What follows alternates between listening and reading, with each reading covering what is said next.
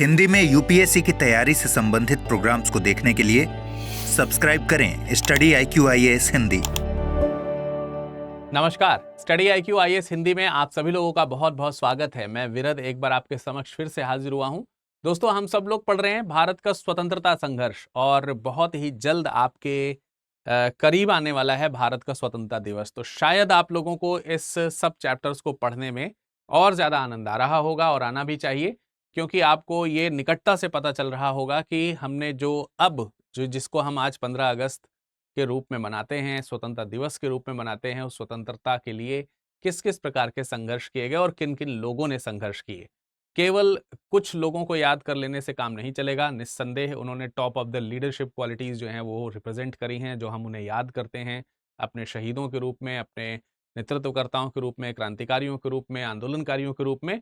But बहुत सारे वो जो अनसंग हीरोज़ की तरह हैं, वो भी इसमें शामिल होते हैं।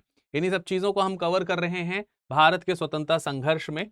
ये आज क्लास नंबर 24 है, अध्याय 16 है इस बुक का जो आप यहाँ पर देख रहे हैं, और अध्याय 16 का जो नाम है वो है किसान आंदोलन और राष्ट्रीय स्वाधीनता संघर्ष। तो देखिए, एक बड़ी बात है यहाँ पर हम जब बात करते हैं तो आज के इस कार्यक्रम में आज हम लोग किसान आंदोलन की चर्चा करेंगे। फार्मर प्रोटेस्ट हमेशा होते रहे हैं। हमारी कंट्री जो है वो निस्संदेह हमेशा से एक कृषि प्रधान देश रहा है, और कृषि कार्य के लिए जब भी किसी का नाम आएगा तो कृषक का नाम जरूर आएगा, किसान का नाम जरूर आएगा। लेकिन जब उस अन्नदाता के राइट्स वायलेट होते हैं तो पहले तो वो अपनी क्षमता तक बर्दाश्त करते हैं, जितना वो बर्दाश्त कर सकते हैं, और उसके बाद फिर आंदोलन जरूर शुरू होता है। तो तब से लेकर के आधुनिक भारत तक आप देखते हैं कि वर्तमान समय भी कई बार फार्मर प्रोटेस्ट पिछले साल तक होते ही रहे, तो वो होते हैं। लेकिन हम जो है वो 20वीं शताब्दी के जो किसान आंदोलन है, किसान संघर्ष है, उनके ऊपर चर्चा करेंगे। राष्ट्रीय स्वाधीनता संघर्ष जो है उसके ऊपर चर्चा करेंगे। अब आप कहेंगे कि सर ये तो दोनों पोर्शन अलग अलग चीजें होती हैं, किसान आंदोलन अलग चीज था, राष्ट्रीय स्वाधीनता संघर्ष अलग चीज था। बिल्कुल सही है, लेकिन 20वीं शताब्दी में आप देखेंगे कि दोनों का संयुग्म आपको देखने को मिलता है, यानी कि उनका एक जुड़ाव देखने को मिलता है। कई बार आप अंतर नहीं कर पाते हैं कि दोनों में से कौन सा आंदोलन चल रहा है। तो इस तरीके की परिपाटी को हम यहाँ पर देखेंगे। इसमें हम खास तौर से 3 विशेष आंदोलनों की, किसान आंदोलनों की बात करेंगे, जिसमें उत्तर प्रदेश का किसान आंदोलन है, जिसे तत्कालीन समय में अवध किसान आंदोलन या अवध किसान सभा के नाम से जाना गया, तो वो हम डिस्कशन करेंगे। मालाबार में जो किसान आंदोलन हुआ है उसके ऊपर पृथक चर्चा होगी, और फिर अंत में हम बारदोली आंदोलन के ऊपर अलग चर्चा करेंगे। इन्हीं 3 विशेष आंदोलनों को लेकर के यह अध्याय 16 बनाया गया है। आज के इस सेक्शन में हम डिस्कशन करेंगे अवध किसान आंदोलन के बारे में। तो चलिए सेशन की शुरुआत करते हैं, लेकिन उससे पहले एक अति महत्वपूर्ण सूचना हम आपको दे देना चाहते हैं, और वो ये है कि अब समय आ गया है कि अगर आप 2025 की तैयारी कर रहे हैं, 2025 की तैयारी कर रहे हैं, so there is no reason कि आप इसमें एडमिशन लेने से या एनरोल होने से अपने आप को और देर करें। तो अब जल्दी से जल्दी आप जो है प्रतिज्ञा 2.0 में जुड़ सकते हैं। इसके पहले भी प्रतिज्ञा का एक सेशन जो है वो चला था। इससे पहले भी प्रतिज्ञा का एक सेशन चला था और उसमें बहुत सारे बच्चों ने बहुत अच्छा इंटरेस्ट शो किया था, अपना जो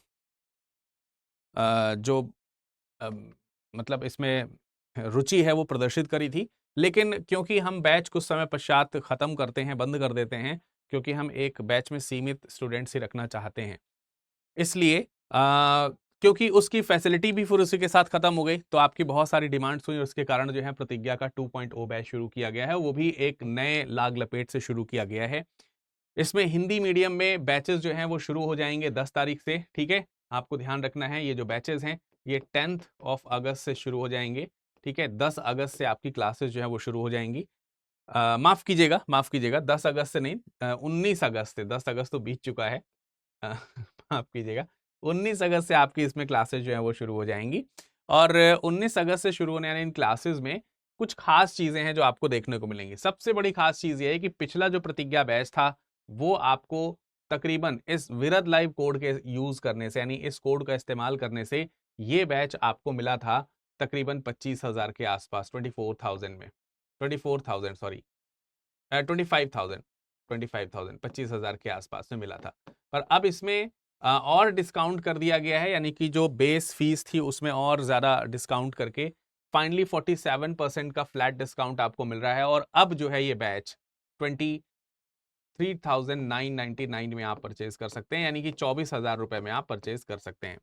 तो मतलब 25,000 पे 47% डिस्काउंट नहीं है, जो इसकी फीस है उसके ऊपर आपका 47% का डिस्काउंट है, यानी अगर आप पिछले डिस्काउंट से तुलना करेंगे तो 1,000 रुपए फिर भी आपको एक्स्ट्रा डिस्काउंट इसमें मिल ही रहा है। सो इस मामले में तो ये अच्छा है ही। दूसरा सबसे बड़ी बात ये है कि इसमें आपको एक सिलेक्शन बॉक्स मिलेगा, सिलेक्शन बॉक्स आपको इसमें मिलेगा। तो अब ये जो कोर्स है ये पहले से ज्यादा बेहतर हो चुका है, यानी प्रतिज्ञा 2.0 इज पहले से बेहतर। तो ये चीज आपको ध्यान रखनी है। पहले से बेहतर ये है कि सिलेक्शन बॉक्स में आपको सेट ऑफ 18 बुक्स तो मिलेंगी ही, हालांकि ये सेट ऑफ 18 बुक्स तो आपको पहले भी मिलती थी, बट इस बॉक्स में अब सेट ऑफ 18 के साथ साथ आपकी तैयारी से संबंधित जो एसेसरीज हैं, तैयारी से संबंधित जो महत्वपूर्ण एसेसरीज जो हैं वो भी आपको इसमें प्रदान की जाएंगी। तो आप अपनी महत्वपूर्ण एसेसरीज को भी यहां पर प्राप्त कर सकते हैं। मसलन अब आपको पेन, पेंसिल और ये जो मैप्स वगैरह होते हैं, या फिर किसी प्रकार के नोटपैड वगैरह होते हैं, डायरी होती है, इसे बहुत छोटे छोटे करके बहुत सारी एसेसरीज आपको खरीदनी पड़ती हैं, वो सब कुछ इसमें आपको मिलने वाला है खास तरीके से। तो आप इसको भी अवेल कर सकते हैं। एक और खास बात इसमें यह है कि अगर आप प्रीलिम्स निकालते हैं, प्रीलिम्स क्वालिफाई करते हैं, तो आप फुल फी रिफंड ले सकते हैं, फुल फी रिफंड ले सकते हैं। तो इसके लिए आपको कुछ नहीं करना है, सीधे नीचे डिस्क्रिप्शन बॉक्स है, उसमें लिंक है, उसमें मेरा कोड भी लगा है, कोड यहां भी लिखा है, आप उसी कोड को कॉपी कीजिए, लिंक पे क्लिक कीजिए, कूपन कोड की जहां पर बारी आएगी वहां पर आप उसे पेस्ट कर दीजिएगा कॉपी करके, ठीक है। जो पहले से कूपन है उसको सेलेक्ट मत कीजिएगा, क्योंकि उसमें मैक्सिमम डिस्काउंट आपको नहीं मिलेगा। तो जल्दी से जल्दी ज्वाइन कर लीजिए, इस बैच की शुरुआत होने वाली है। 15 अगस्त तक ही ये ऑफर वैलिड है, इसके बाद ये ऑफर खत्म हो जाएगा। हालांकि क्लासेस जो है 19 तारीख से शुरू होंगी। चलिए आइए शुरुआत करते हैं आज के सेशन की। और आज के सेशन में हम आपको ये बताने वाले हैं कि भाई देखिए, पहले तो 19वीं शताब्दी में भी, 19th सेंचुरी में भी किसान आंदोलन होते रहे, ये मैंने आपको पहले बताया। और इन किसान आंदोलनों में पार्टिसिपेट करने वाले जो लोग हैं वो किसके खिलाफ पार्टिसिपेट कर रहे हैं? खास तौर से देखें तो ब्रिटिश हुकूमत के खिलाफ, ब्रिटिश हुकूमत के खिलाफ, हुकूमत जो है उसके खिलाफ, और इनके जो सहयोगी जो जमींदार हैं, इनके जो सहयोगी जमींदार हैं, जमींदार, ये वो जमींदार हैं जो शोषण करते हैं छोटे किसानों का या फिर अन्य प्रकार के जो काश्तकार हैं उनका। ऐसे लोगों के खिलाफ अक्सर ही विद्रोह होते रहे। लेकिन जब हम 20th सेंचुरी में आते हैं तो 20वीं शताब्दी में भी इस तरीके के कई सारे किसान आंदोलन महत्वपूर्ण तरीके से देखने को मिले। 20वीं सदी में जो किसान आंदोलन हुए उसमें खासियत यह है कि ये राष्ट्रीय आंदोलन के साथ प्रेरित होकर के चल रहे थे। तो आपको ये समझ में आएगा, जैसे पिछला जो अध्याय आपने पढ़ा था जिसमें असहयोग आंदोलन मैंने आपको पढ़ाया, तो मैंने आपको बताया कि जब असहयोग आंदोलन कई जगहों पर फैलना शुरू हुआ तो उसमें एक अवध का हिस्सा मैंने वहां पर भी बताया था। अगर आप एक रेगुलर व्यूअर हैं और आप ढंग से इस चीज को सुनते देखते हैं तो आपको पता चला होगा कि मैंने पिछली क्लास में भी इस चीज को बोला था। और वही चीज यहां पर लिखी है कि जो जैसे असहयोग आंदोलन जो है, असहयोग आंदोलन जो है ये एक राष्ट्रीय आंदोलन है, मतलब इसको आप राष्ट्रीय आंदोलन के तौर पर ले सकते हैं, ये राष्ट्रीय आंदोलन था। और जो ये आंदोलन है जो दूसरा आप देख रहे हैं किसान आंदोलन जो है, तो आप नाम से ही समझ रहे हैं, आप नाम से ही समझ रहे हैं कि किसान आंदोलन को हम राष्ट्रीय आंदोलन के अंदर नहीं रख सकते। हालांकि वो राष्ट्रीय आंदोलन की एक डिमांड का हिस्सा जरूर हो सकता है, क्योंकि यहां पर एक विशेष वर्ग है किसान, उससे संबंधित जो समस्याएं हैं, उससे संबंधित चाहे वो क्षेत्रीय समस्याएं हो, राष्ट्रीय समस्याएं हो, तो वो एक पर्टिकुलर वर्ग तक सीमित है। जबकि असहयोग आंदोलन जो है उसमें सभी वर्गों का समावेशन है। इसलिए कई बार असहयोग आंदोलन को अपनी पूर्ति के लिए एक बड़े वर्ग, विशेष वर्ग जरूर है लेकिन ये एक बहुत बड़ा हिस्सेदारी है। आप सोचिए भारत में 1920 में किसान वर्ग कितना बड़ा वर्ग है, आप समझ रहे हैं। तो आप असहयोग आंदोलन को बगैर किसानों के साथ देख ही नहीं पाएंगे, देख ही नहीं सकते हैं। अगर आप देखेंगे तो दिखेगा ही नहीं वो आंदोलन। इसी तरीके से क्योंकि किसान आंदोलन भी जब शुरू हुआ तो उन लोगों ने असहयोग के जो तरीके थे उससे प्रेरणा हासिल करी और कुछ उसी तरीके से मूवमेंट्स जो हैं वो करने शुरू किए, सरकार की अवज्ञा वगैरह करनी शुरू करी, कर के बारे में उन्होंने मना करना शुरू किया। तो कई जगहों पर वही चीज यहां लिखी है कि किसान और राष्ट्रीय आंदोलन एक दूसरे से प्रभावित हैं। मतलब असहयोग आंदोलन जिस तरीके के जो राष्ट्रीय आंदोलन है वो किसान आंदोलन से प्रभावित हो रहे थे, और किसान आंदोलन जो थे वो असहयोग आंदोलन से प्रभावित हो रहे थे, इसमें कोई दो राय नहीं है। तो हम बात करेंगे आज अवध किसान सभा के बारे में। किसके ऊपर डिस्कशन करने जा रहे हैं? सबसे पहले अवध किसान सभा के बारे में। जैसा कि मैंने आपको बताया कि कई सारे हमको किसान आंदोलन देखने हैं, जिसमें उत्तर प्रदेश का है, मालाबार का है और बारदोली का है। तो हम मालाबार बारदोली का बाद में देखेंगे, पहले अवध की तरफ जो किसान आंदोलन हो रहा है उसकी तरफ चर्चा करते हैं। तो देखिए 1856 की बात है, यानी कि 19th सेंचुरी के मिड की बात है। ये उत्तरार्ध होना शुरू हो चुका है 19वीं शताब्दी का। तब आपको मालूम है कि अवध के जो नवाब हुआ करते थे वाजिद अली शाह, उनको गिरफ्तार कर लिया गया था और उन्हें निर्वासित कर दिया गया कलकत्ता। और जो अवध है उस अवध पर ब्रिटिश का अधिकार हो गया, और ब्रिटिशर्स के अधिकार हो जाने के बाद वहां पर भयानक तरीके से किसानों का शोषण होना शुरू हुआ, अत्याचार होने शुरू हुए। ये 1857 की क्रांति में संभवतः आपने पढ़ा होगा, जाना होगा। ठीक है, तो अब हुआ क्या कि जो बड़े बड़े तालुकेदार हुआ करते थे या जो बड़े जमींदार हुआ करते थे, उन लोगों की मनमानी चलनी शुरू हुई, क्योंकि उनके सर पर ब्रिटिशर्स का हाथ पड़ना शुरू हो गया। खास तौर से 1857 की क्रांति के बाद तो और ज्यादा तेजी से, 1858 के बाद में इसमें और ज्यादा बढ़ोतरी आई। रीजन बिहाइंड कि जैसे कुछ तालुकेदार जो थे उनके पहले तो जमीनें ले ली गई थी, और क्या नाम है, जो ब्रिटिश गवर्नमेंट है उसने ले ली थी। लेकिन जब क्रांति का समय जब आया, तो क्रांति के समय में इन्हीं जमींदारों का साथ पाने के लिए ब्रिटिशर्स ने इन्हें जो है लोभ लालुपता वगैरह दी, और कहा कि अगर आप इस संघर्ष में शामिल ना हो करके ब्रिटिशर्स का साथ देंगे तो आपकी जमीन जायदाद जो है वो आपको सब वापस कर दिए जाएंगे, आपके सारे तालुके वापस कर दिए जाएंगे और ब्रिटिशर्स का प्रोटेक्शन इत्यादि आपको मिलेगा। उन लोगों ने फिर ब्रिटिशर्स का बहुत ज्यादा साथ दिया, और उसका असर ये पड़ा कि जब इनके पास में जमीन हाथ में आई तो इन्होंने किसानों का अत्यधिक शोषण पहले की तरह से फिर से करना शुरू कर दिया। तो आप इस बात का अंदाजा ऐसे लगा सकते हैं कि पहले क्या होता था, पहले जो तालुकेदार हुआ करते थे उन्हें उपज का एक हिस्सा मिलता था, उनका आप उसको रेवेन्यू मान लीजिए, लगान मान लीजिए, वटेवर जो आप समझ सकते हैं। लेकिन अब उनके पास में वो जमीन के पूर्णतः मालिक बन गए थे, ये सारे जो तालुकेदार वगैरह थे ये जमीन के पूर्णतः मालिक बन गए थे, और इन्होंने अब मनमानी तरीके से लगान लेना शुरू कर दिया था। मतलब एक हिस्सा से दो हिस्सा हो जाए वो एक अलग बात है, लेकिन यहां तो मनमानी ढंग से जितना चाहते थे उतना तरीके का लगान जो है वसूल किया जाता था, और उतना लगान वसूल किया सर। और इन सब के कारण जो है काश्तकारों का भयंकर शोषण हो रहा था। काश्तकार का मतलब ये होता है कि जो ये किसान है, जो कि किसी जमींदार की जमीन पर जमीन इनको मिलती है, बोली लगा के मिलती है, कई बार उसके पैसे दे करके इनको जमीन मिलती है, उस पर ये अपना फसल उगाते हैं और उसका पैसा जो है वो देते हैं।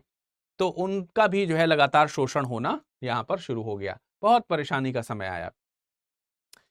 अब काश्तकारों के ऊपर, छोटे किसानों के ऊपर इस तरीके से जो होने वाली मनमानी है उसका प्रेशर तो है ही है। लेकिन आप ये समय देखिए, ये जब ये इस समय से लेकर के इसको जो है अगर हम 20th सेंचुरी में लेकर के चलें, 20वीं शताब्दी में अगर हम लेकर के चलें, तो 20वीं शताब्दी में जब प्रथम विश्व युद्ध हो रहा है, और प्रथम विश्व युद्ध हुआ और उसके बाद खत्म भी हुआ, तब तक भी अगर आप देखेंगे तो बहुत ज्यादा महंगाई बढ़ी।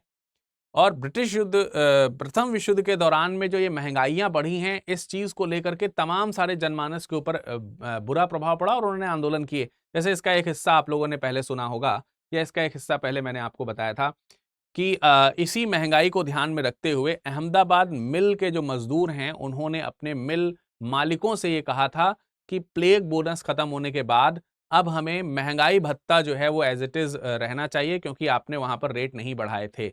ठीक है, तो उन्होंने भी आंदोलन किया था, गांधी जी उसमें इन्वॉल्व हुए थे।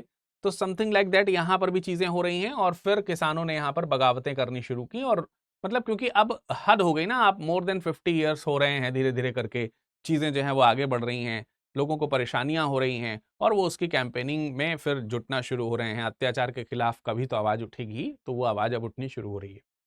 आवाज आगे हम उठाएंगे, लेकिन उससे पहले एक छोटी सी सूचना और दे देते हैं कि अगर आप अभी विरद लाइव कोड का यूज करके आप हमारे इस बैच से ज्वाइन करेंगे तो लॉन्ग टर्म बैच भी आपको मिल सकता है, और विरद लाइव कोड के लगाने से आपको इससे भी कम डिस्काउंट में, इससे भी कम प्राइस में आपको ये बैच मिल जाएगा फिलहाल अभी।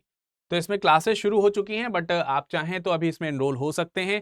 लॉन्ग टर्म बैच की खासियत यह है कि इसकी वैलिडिटी जो है वो 3 ईयर्स की है, 3 साल की वैलिडिटी है।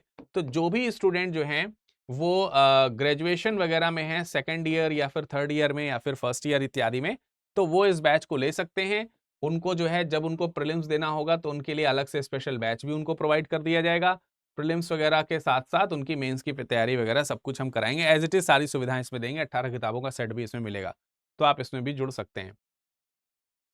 तो जो ये किसान हैं, इन्होंने अब प्रोटेस्ट करना शुरू किया है और उसी प्रोटेस्ट में हम अवध की चर्चा कर रहे हैं।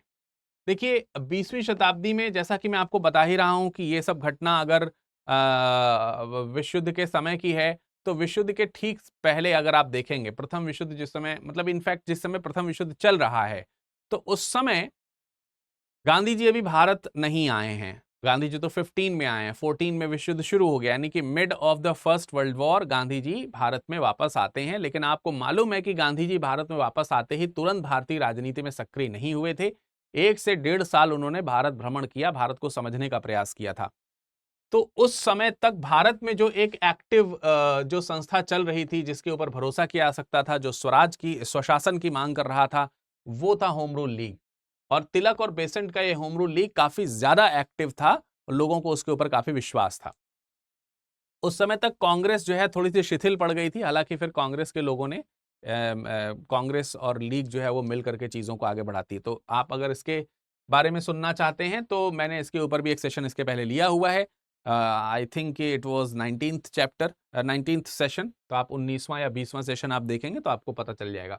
तो होम रूल लीग जो है काफी ज्यादा एक्टिव है। तो ये जो होम रूल लीग है, ये डिमांड किसकी कर रहा है? ये स्वशासन की डिमांड कर रहा है।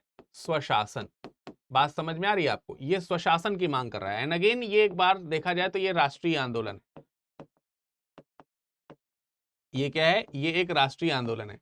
मतलब इसमें भी मांग जो है वो देश के लिए है, देश के किसी एक वर्ग के लिए नहीं है, देश के सभी वर्गों के लिए है। लेकिन यही अगर हम सब, फिर वही बात आ जाती है कि जो मांग हम देश के सभी वर्गों के लिए कर रहे हैं, उसमें सबसे जो बड़ा वर्ग है वो किसका है आखिरकार? वो किसानों का है। किसान है और फिर उसके बाद मजदूर यानी कि श्रमिक हैं। तो श्रमिकों के इतर अगर हम किसान आंदोलनों की बात कर रहे हैं तो एक बहुत बड़ा आंदोलन, बहुत बड़ा योगदान है इन सभी आंदोलनों में इस पर्टिकुलर ग्रुप का। तो इसी होम रूल लीग के कुछ सदस्यों ने एक अलग जो है वो किसानों की समस्याओं को सॉल्व करने के लिए, पर्टिकुलर किसानों की समस्याओं को सॉल्व करने के लिए एक संगठन बनाना शुरू किया, जिसे इनिशियली जो है उत्तर प्रदेश या की जो है वो किसान सभा कहा गया।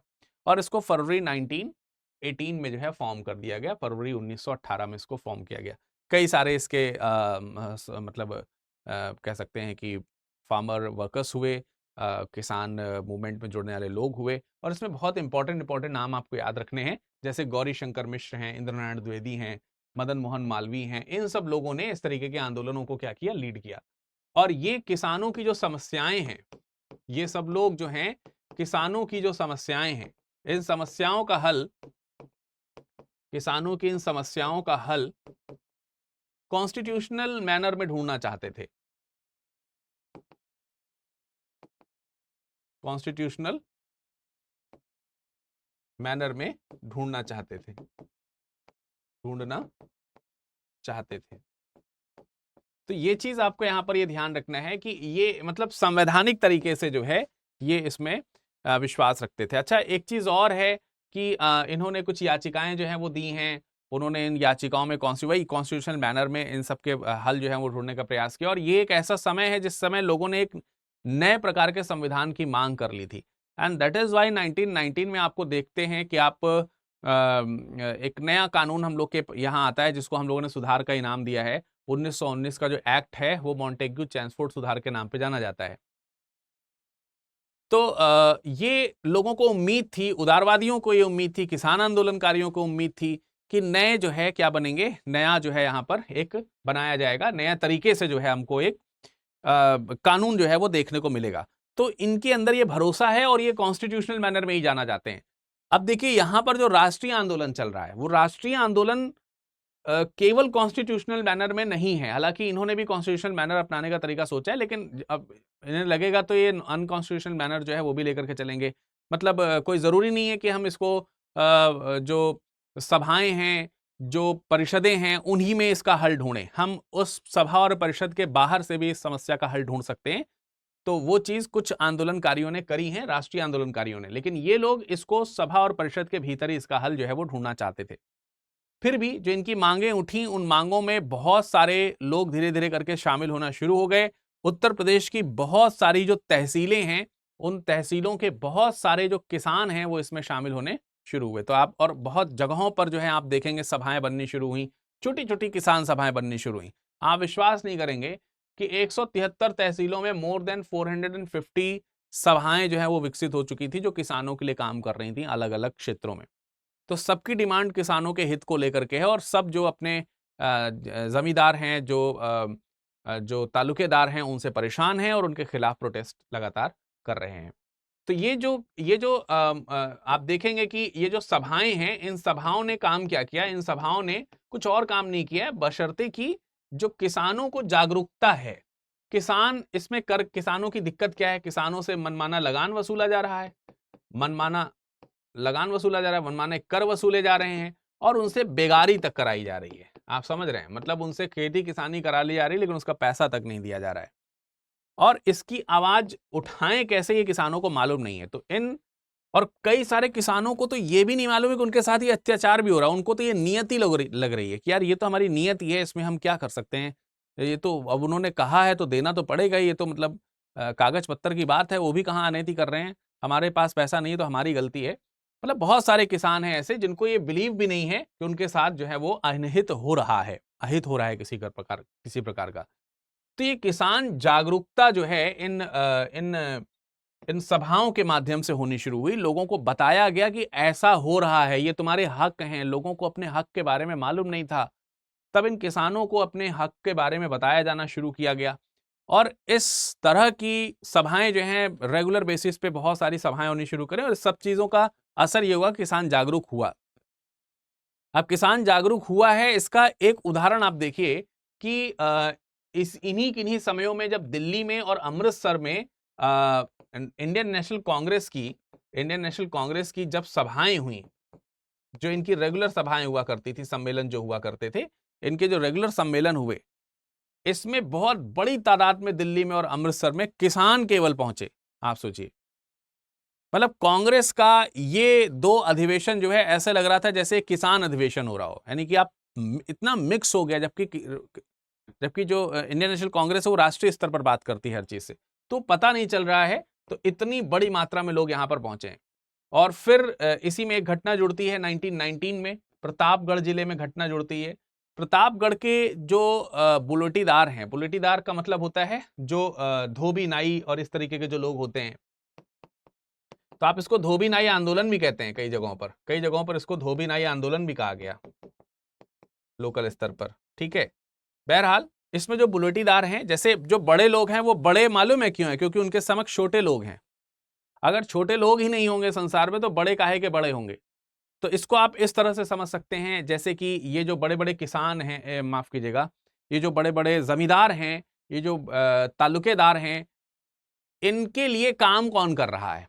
इनके लिए काम करने वाले जो लोग हैं वो इनकी प्रजा हैं, मतलब उनको प्रजा कहा जाता है। आप उत्तर प्रदेश के अगर रहने वाले होंगे तो आपको मालूम होगा कि वहां पे इस तरीके के लोगों को प्रजा कहा जाता है या प्रजा कहा जाता है। तो ये इनसे इनके रेगुलर आजीविका के अलावा बहुत सारे काम कराते हैं, नौकरों की तरह बिहेव करते हैं, नौकरों की तरह। और उस समय तो छुआछूत बहुत है, ऊंच नीच बहुत है, गरीबी अमीरी बहुत है, तो उन्हें दूर बैठाया जाता है, उनसे नौकरों की तरह व्यवहार किया जाता है, उनसे भाषा ठीक तरीके का प्रयोग नहीं किया जाता है उनके समक्ष, और बहुत सारी चीजें। मतलब तो अब ये हुआ कि जब विद्रोह हो रहे हैं, किसानों को अपने हक जानने शुरू, तो किसानों ने एक एकता दिखाई है और उन्होंने कहा कि हम अपने जो मालिक हैं उनका कोई काम नहीं करेंगे। तब आप सोच के देखिए, आप एक बड़े जमींदार हैं, बड़े रसूख से चलते हैं, बड़े मूछे तान के चलते हैं, ना आप आपकी कोई धोती कुर्ता प्रेस करने वाला है, ना आपके घर के कोई बर्तन मांजने वाला है, ना तुम्हारे बाल काटेगा कोई आकर के, ना तुम्हारे बूट पॉलिश कोई करेगा, ठीक है, ना ही तुम्हारी चप्पल कोई जोड़ेगा, कोई कुछ नहीं करेगा। अब आप सोच के देखिए, तुमको पानी नहीं लाकर कोई देगा तो कैसे करोगे ये सब? और तुम्हें तो आदत भी नहीं है कपड़े धोने की, तुम्हें तो मालूम ही नहीं है, अभी सीधे हो जाओगे। तो ये चीज इन लोगों ने करनी शुरू करी, उन्होंने साथ जो है एकदम छोड़ दिया। और इन सब चीजों में कुछ लोगों ने जो है, जैसे 1920 की गर्मी तक का, मतलब मई के आसपास तक का समय है, वहां पर कुछ लोगों ने इस तरीके की चीजों को लीड किया है। शुरुआत में झिंगुरी सिंह और दुर्गापाल सिंह ने इसमें जो है योगदान दिया, लेकिन जिसका सबसे बड़ा योगदान हुआ और जिसकी वजह से ये अवध किसान आंदोलन जो है वो शुरू हुआ, अवध किसान सभा के माध्यम से, वो जो व्यक्ति हैं बाबा रामचंद्र। वो व्यक्ति कौन है? बाबा रामचंद्र। अब बाबा रामचंद्र कौन है? बेसिकली इनके बारे में कहा जाता है कि ये महाराष्ट्र के रहने वाले थे। ये महाराष्ट्र के रहने वाले थे, लेकिन इन्होंने 13 वर्ष की आयु में क्या किया, गृह त्याग किया और उसके बाद ये फिजी चले गए थे। उसके बाद ये देश भी छोड़ करके फिजी चले गए थे और फिजी से जो है वो वापस आते हैं और जब फिजी से 1909 में वापस आते हैं तो फैजाबाद में आकर के रुकते हैं। 1920 तक वहां पर उन्होंने एक बड़ा जो आंदोलन है वो क्रिएट कर दिया है, जो कि इन्हीं के। अब ये जब भारत में वापस आए तो गांव गांव जाया करते हैं, रामचरितमानस की जो कथाएं हैं वो सुनाते हैं, उनके दोहे सुनाते हैं, लोगों को धर्म कर्म के कार्यों से जोड़ते हैं, सामाजिक भेदभाव को मिटाने का प्रयास करते हैं। मतलब एक तरीके से धार्मिक सामाजिक कार्यकर्ता के तौर पर ये काम कर रहे हैं। लेकिन जब किसान आंदोलन चलना शुरू हुआ तो इन्होंने जबरदस्त तरीके की लीडरशिप क्वालिटी दिखाई और किसान आंदोलन को उन्होंने संगठित किया भयंकर तरीके से, बहुत अच्छे तरीके से।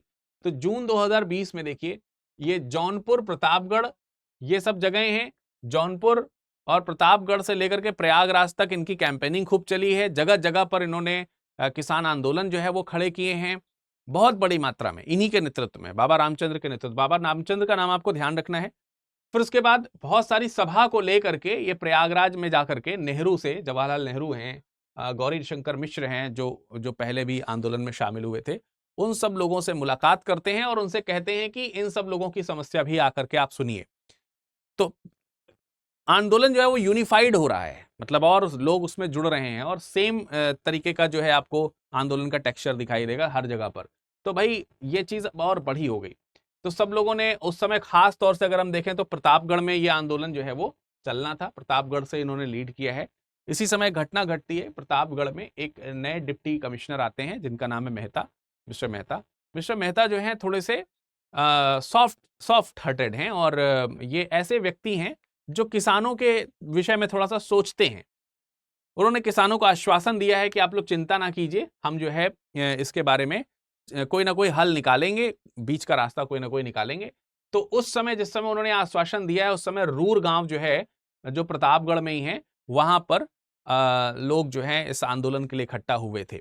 तो इन्होंने कहा कि जो आपकी प्रोटेस्ट हैं, जो मांगे हैं, इस प्रोटेस्ट के माध्यम से जो शिकायतें हैं वो सब आप हमें लिख करके दीजिए। तो अब आप सोचिए कि उस समय, तत्कालीन समय में 1 लाख से अधिक शिकायतें जो हैं वो जमींदारों और बड़े जो तालुकेदार हुआ करते थे उनके खिलाफ यहाँ पर तकरीबन 1 लाख से बड़ी शिकायतें जो हैं, 1 लाख से अधिक शिकायतें जो हैं वो यहाँ पर नोट कराई गई, हुई यहाँ पर।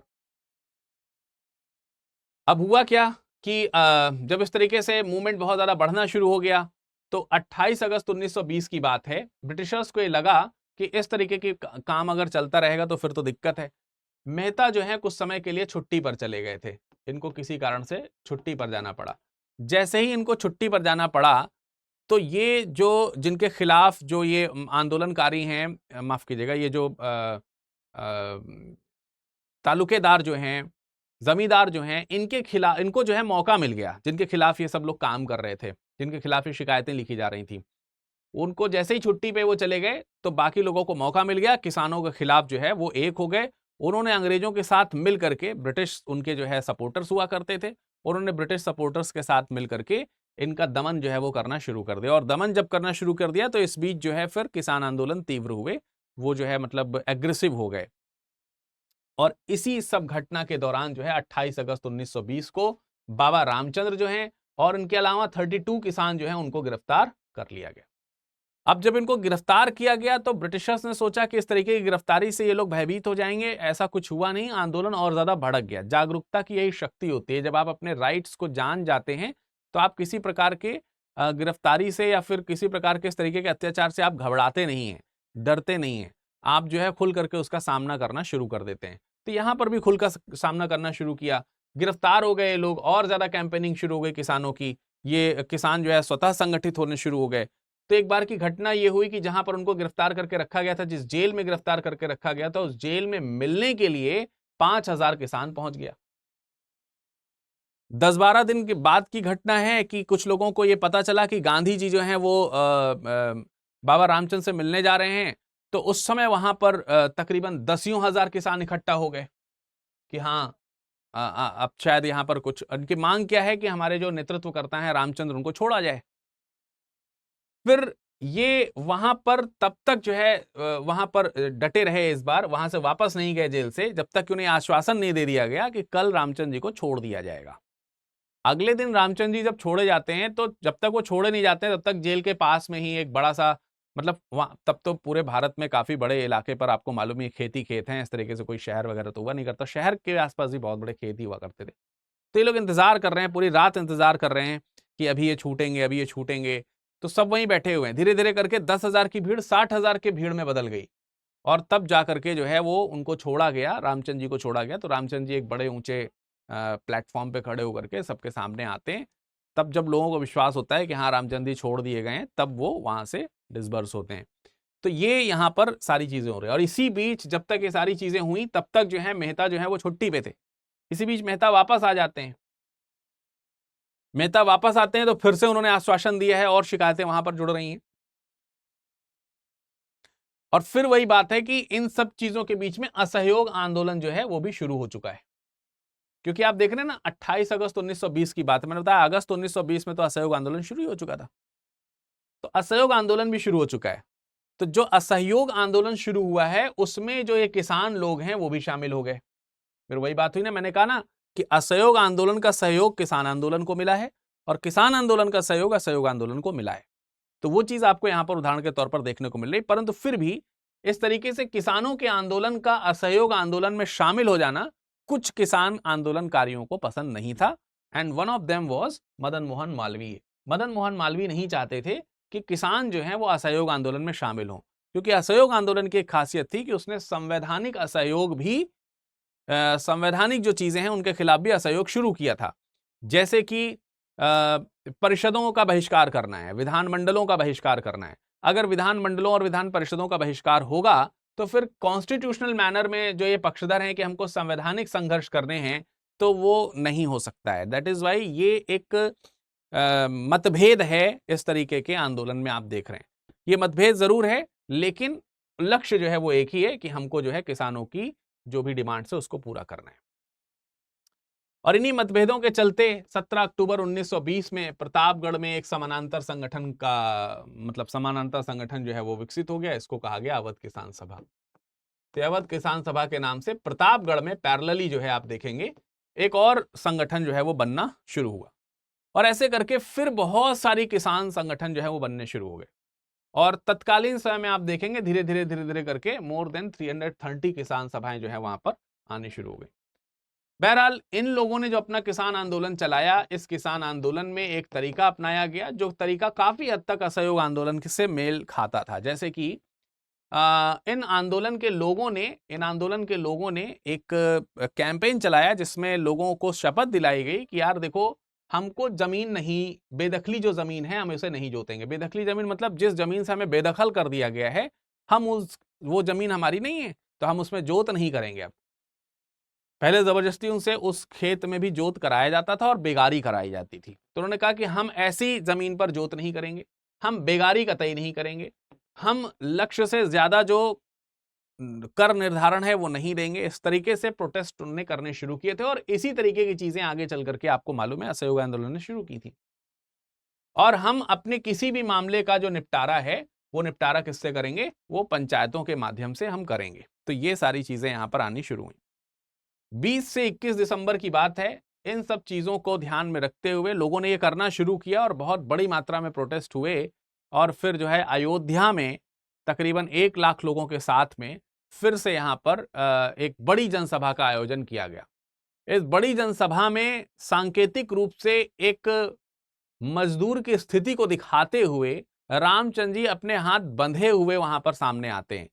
रामचंद्र जी कहते हैं कि ये है किसानों की दशा, आप जो यहां देख पा रहे हैं उसको मैं प्रत्यक्ष दिखाने के लिए रस्सी से हाथ बांध करके आया हूं।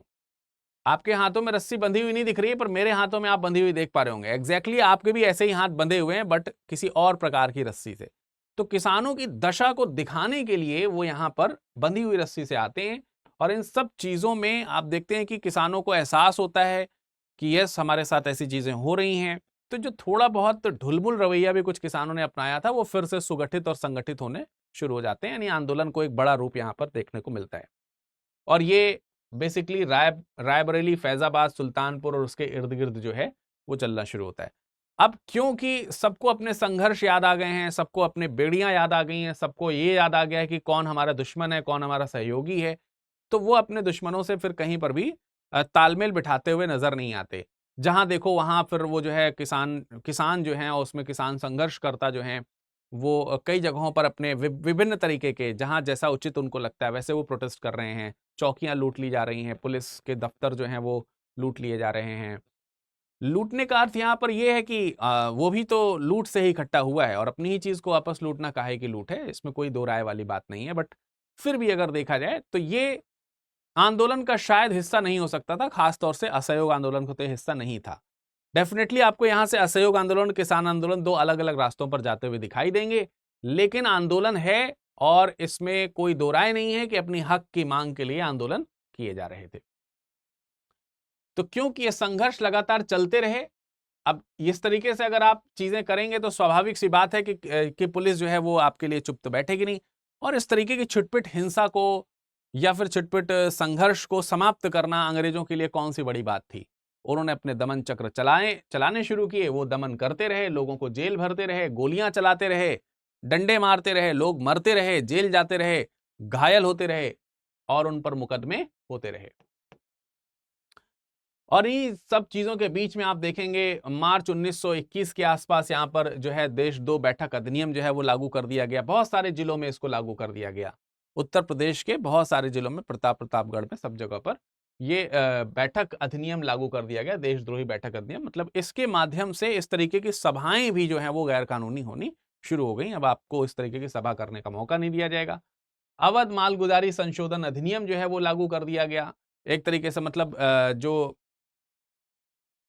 जो आप मालगुजारी देते हैं, जो आप एक तरीके से रेंट देते हैं, मालगुजारी का मतलब होता है एक प्रकार का रेंट, तो अवध का जो रेंट जो संशोधन अधिनियम है वो भी पारित किया गया, और इन सब से थोड़ी सी राहत देने का प्रयास किया गया। तो अब आप देखिए, एक तो इधर दमन हो रहा है, दमन से मनोबल टूटेगा, है ना। दमन से क्या होगा, मनोबल टूटा। क्यों टूटा? क्योंकि बड़ी मात्रा में लोगों को गिरफ्तार किया गया, मारा गया, पीटा गया, और कोई खास मतलब इस तरीके से देखेंगे कि नेतृत्व रहा, लेकिन हिंसक रहेगा या अहिंसक रहेगा, इसका मिला जुला स्वरूप आपको देखने को मिल रहा है। तो इस दिशा में वो दिशाहीन तरीके से दिखाई देते हैं। तो अंग्रेजों के लिए इस तरीके की चीजों को दमन करना ये कोई बड़ी बात नहीं थी, तो दमन यहां प्रभावकारी हुआ, इसलिए आप देखेंगे कि संघर्ष जो है वो थोड़ा सा फीका पड़ा। और फिर आगे चल करके जब अवध मालगुजारी संशोधन अधिनियम पारित हुआ, तो इसमें भरोसा देने की बात कही गई, भरोसा दिया नहीं गया। तो फिर ये और थोड़ा ढीले हो गए कि चलो यार, थोड़ा शायद मेरी बात सुनी जा रही है। तो ऐसा करके जो तीव्रता है वो तीव्रता क्या हो गई, वो तीव्रता कम की गई। और ये सब अंग्रेजों की रणनीतिक चालें हुई, जिसकी वजह से किसान आंदोलन को जो है कि जो सक्रियता है उसको थोड़ा सा फीका किया जा सके। सक्रियता फीकी हुई, समाप्ति की ओर बढ़ने लगा ये आंदोलन, और एक समय में थोड़ा सा सन्नाटा सा छा गया, जैसे कि शायद हमको कुछ मिला नहीं है। हालांकि उसी साल के अंत तक आते आते तक एक बार फिर से जो है ये आंदोलन हरदोई, बहराइच, सीतापुर, इस तरीके के इलाकों में चलना शुरू हुआ। अब इस तरीके के आंदोलन में जो ये किसान आंदोलन चलना शुरू हुआ है, तो इसमें असहयोग आंदोलन के लोग हैं, असहयोग आंदोलन से प्रेरित लोग हैं, माफ कीजिएगा। और इसके अलावा जो एक और असहयोग आंदोलन के पैरेलल एक और आंदोलन चलता है, जो शुरुआत में मतलब असहयोग का जो शुरुआती रूप है, आपको मालूम है, मैंने बताया हुआ है आपको, जिसमें हम खिलाफत आंदोलन कहते हैं, खिलाफत आंदोलन। तो ये भी कौन है, इस आंदोलन में भी बहुत सारे किसान हैं, ठीक है, मुस्लिम किसान है, कोई बात नहीं, लेकिन इसमें जो है हर प्रकार का किसान है, मतलब ऊंच नीच का कोई भेदभाव नहीं है, ऊंच नीच का भेदभाव नहीं है, ठीक है, ऊंच नीच का भेदभाव नहीं है। तो हर प्रकार का किसान वर्ग आपको इसमें शामिल होता हुआ देखने को मिल रहा है, हर प्रकार का किसान वर्ग। तो इसमें असहयोग आंदोलन से प्रेरित लोग हैं, खिलाफत आंदोलन से प्रेरित लोग हैं, हर वर्ग से प्रेरित जो किसान है वो है, और इन सब की एकता को ही शॉर्ट में कहा गया एका। इन सब की एकता को ही शॉर्ट में क्या कहा गया, एका आंदोलन कहा गया, एका, इसको जो है शॉर्ट में एका कहा गया। तो इस तरीके से एक आंदोलन चला जिसका नाम हुआ एका आंदोलन, जो कि एंड ऑफ द ईयर ही शुरू हुआ। और इसके बारे में आपको मैं एक लाइन बताया था जब पिछली बार असहयोग आंदोलन पढ़ा रहे थे तब। अब इन लोगों ने क्या किया, जो लगान है, जो उस समय मोर देन 50% यानी 50% से ज्यादा लगान जो किसानों से लिया जाना शुरू कर दिया गया था, क्योंकि यहाँ पर फीका पड़ गया था ना आंदोलन। तो फिर मनमर्जी करने लगे सारे लोग, फिर से किसानों के जो मालिक थे वो सब लोगों ने मनमर्जी करनी शुरू कर दी, और अब मनमर्जी करते हुए 50% से ज्यादा लगान उन्होंने लेना शुरू कर दिया था। और फिर से एका आंदोलन ने इसका विरोध जो है वो किया। विरोध का एक विचित्र तरीका था इनका, जैसे ये सब लोग जहां कहीं भी कैंपेनिंग करते थे और जो लोग भी एका आंदोलन में शामिल होते थे, इनकी सभाएं जहां होती थी और सभा में जो लोग शामिल होते थे, एक बड़ा सा गड्ढा खोदा जाता था, बहुत बड़ा सा गड्ढा खोद करके उसमें पानी भरा जाता था, और उस गड्ढे के पानी को गंगा माना जाता था। ठीक है, उस गड्ढे के पानी को गंगा माना जाता था। गंगा में खड़े होकर के कसम खाना, ये उत्तर प्रदेश में एक बहुत ही फेमस भरोसा दिलाने का एक प्रथा है। अक्सर लोग कहते हैं भैया गंगा में खड़े होकर कसम खिलाए लिया हमका, हम झूठ तनिको नहीं बोला थन, एकदम सच्ची सच्ची 16% सच बोला थन हम। तो उसके लिए वो बोलते हैं कि गंगा में खड़े होकर के हम बोल रहे हैं। तो गंगा में खड़े होकर के बोलना ये एक प्रथा है, आप लोग सुनते भी होंगे, गंगा में भैया हम नहीं कीने गुनाह, चाहे हमका गंगा में खड़े होकर कसम खिलाई लिया। ऐसे करके भाषा रहती है। तो वही चीज यहाँ पर है, प्रैक्टिकली यहाँ पर किया जा रहा है, उसे गंगा माना जा रहा है। लोग वहां पर कसम खा रहे हैं, और कसम किस चीज की खा रहे हैं कि हम यूनिफाइड रहेंगे, किसी भी तरीके से जो मतलब हमें ना तो किसी को लगान कोई भी तयशुदा जो लगान है उससे अधिक लगान नहीं देना है, इनके लिए अलग से कोई काम नहीं करना है, बेगारी नहीं करनी है। अगेन एंड अगेन जो सारे पहले भी मतलब पंचायतों के ऊपर भरोसा रखना है, अपने निपटारे जो है पंचायतों के माध्यम से करने, ये सब चीजें करके एक आंदोलन चलाया जा रहा था। और इस आंदोलन की बागडोर जो है वो आगे चल करके पिछड़ी जाति के कुछ लोग थे, मदारी और पासी समुदाय के कुछ लोग हैं, कुछ अन्य नेता हैं, उन सबके हाथ में यहाँ पर आनी शुरू कर दी। तो अब इनके जो प्रोटेस्ट्स हैं और इनकी जो मांगे हैं, जो एक समय में राष्ट्रवादी मांगों की तरह दिखाई दे रही थी, राष्ट्रवादी जो मांगों की तरह दिखाई दे रही थी, वो राष्ट्रवादी मांगों से थोड़ा सा पृथक होती हुई दिखाई दी। इनके लीडर्स जो हैं वो राष्ट्रवादी मांगों के साथ जुड़ करके नहीं चल पाए, और इसी वजह से असहयोग आंदोलन एक दूसरी दिशा में और एका आंदोलन एक दूसरी दिशा में जाते हुए दिखाई दिया। और इसी राजनीतिक अलग थलग होने की वजह से या अलगाव की वजह से ये आंदोलन एका आंदोलन बहुत ज्यादा दिन तक नहीं चल पाया। इसी बीच असहयोग आंदोलन भी आपको मालूम है 1922 में वापस ले लिया गया, और फिर जो एका आंदोलन है उसके ऊपर भी दमन चला करके उसको अलग कर दिया गया। अब एक चीज यहां ध्यान रखना है कि हमने अभी शुरुआत में आप लोगों को अवध किसान सभा के बारे में बताया, अवध किसान सभा, लेकिन लास्ट में जिस आंदोलन पर हम लेकर के आए वो आपका हुआ एका आंदोलन। तो एका आंदोलन जो है वो भी किसान आंदोलन है निस्संदेह, और अवध किसान सभा जो है ये भी किसान आंदोलन है। लेकिन इन दोनों में अंतर क्या है? इन दोनों में अंतर यह कि अवध किसान आंदोलन में पूरी तरह से किसी भी जो तालुकेदार हैं, किसी भी प्रकार के जो तालुकेदार हैं या जमींदार हैं, इन जमींदारों के खिलाफ जो है ये आंदोलन चलाया गया था, के खिलाफ, इन सब के खिलाफ ये संघर्ष है। और इसमें आप देखेंगे कि इस संघर्ष में ब्रिटिशर्स जो हैं उनके अगेंस्ट भी ये संघर्ष चल रहा है। लेकिन यहां पर क्या है, एका आंदोलन में इससे एक डिफरेंस है। डिफरेंस ये है कि इसमें एक मतलब, और ये आंदोलन चला कौन रहा है? किसान चला रहे हैं। तो यहां बेसिकली किसान वर्सेस ये जो पूरी बटालियन है ये है, और यहां पर विरोधकर्ता जो हैं वो किसान तो हैं ही, लेकिन किसान के साथ साथ छोटे जमींदार और छोटे जो तालुकेदार हैं, तालुकेदार जो हैं वो इसमें शामिल हैं। यानी इसमें किसी भी प्रकार का तालुकेदार और किसान शामिल नहीं है।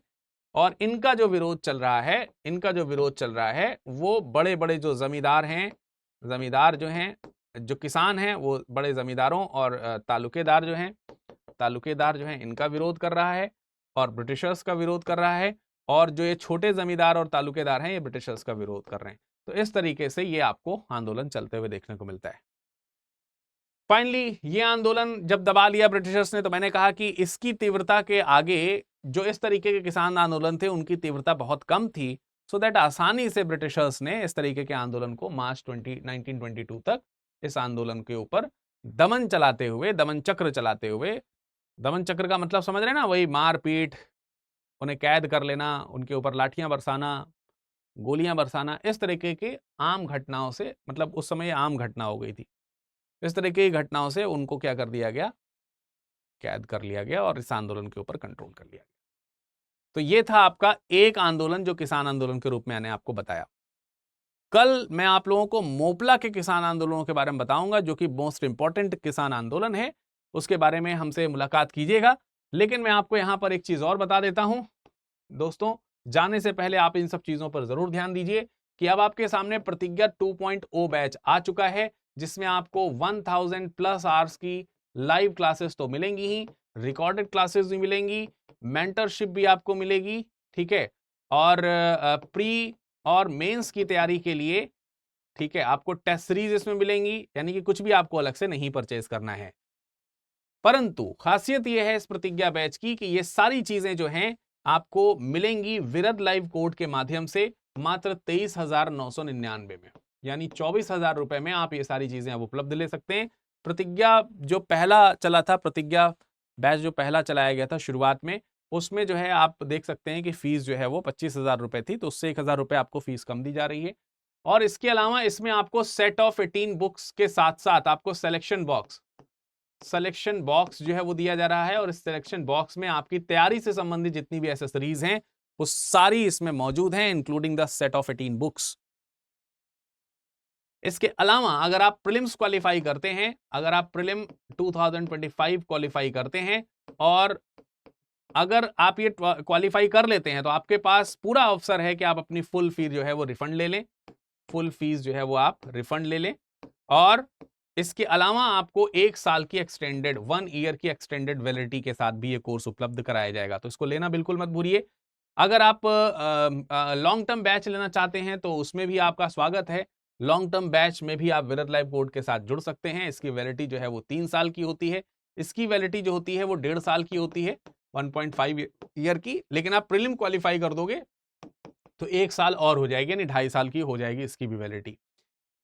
सेट ऑफ 18 बुक्स आप अलग से भी खरीद सकते हैं, और तो अभी जो रिपब्लिक डे डिस्काउंट चल रहा है, वैसे तो 4,999 की ये बुक्स आती हैं, लेकिन अभी रिपब्लिक डे ऑफर की वजह से आप विरद लाइव कोड का इस्तेमाल कीजिए और इन किताबों को 3,989 रुपए में आप आसानी से गेन कर सकते हैं।